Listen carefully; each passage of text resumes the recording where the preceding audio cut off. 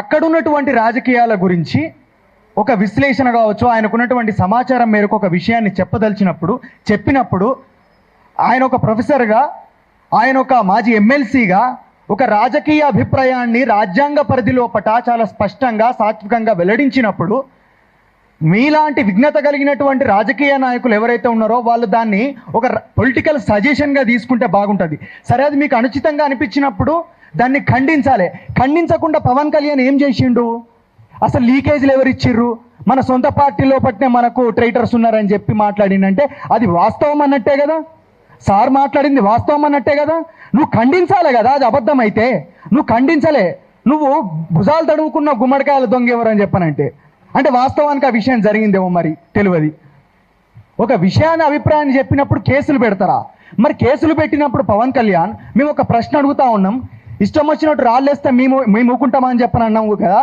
నువ్వు ఎన్ని రాళ్ళు వేసినావు తెలుసా? ఇక్కడ గద్దరన్న మీద తూటాలుగా కాల్స్తే, ఇక్కడ బెల్లి లలితక్కను 18 ముక్కలు చేస్తే, మారోజు వీరన్న ప్రాణాలు తీస్తే, అనేక మంది తెలంగాణ బిడ్డలు ఆత్మార్పణ చేసుకుంటున్నటువంటి సందర్భం లోపట ఆ త్యాగాలకు విలువనీయకుండా, వాళ్ళ యొక్క ఆత్మార్పణలకు విలువనీయకుండా, కనీసం మానవత్వము జాలి అనేది లేకుండా కెమెరామెన్ గంగతో రాంబాబు అనేటటువంటి ఒక దుర్మార్గమైనటువంటి సినిమాను తీసి తెలంగాణ ఉద్యమాన్ని నువ్వు దారుణంగా అవమానించినవా లేదా పవన్ కళ్యాణ్?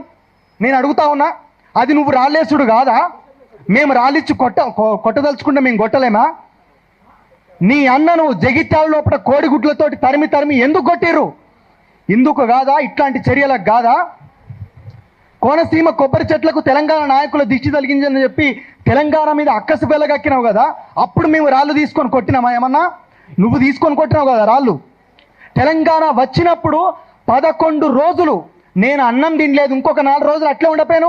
ఈ ఆంధ్రప్రదేశ్కు తెలంగాణకి దరిద్రమే ఉండకపోవు. ఇట్లాంటి మాటలు మాట్లాడితే ఇంతకంటే గడ్డి పరకలే గడ్డపారలైన పవన్ కళ్యాణ్, చంద్రబాబు మీకు చెప్తా ఉన్నాం.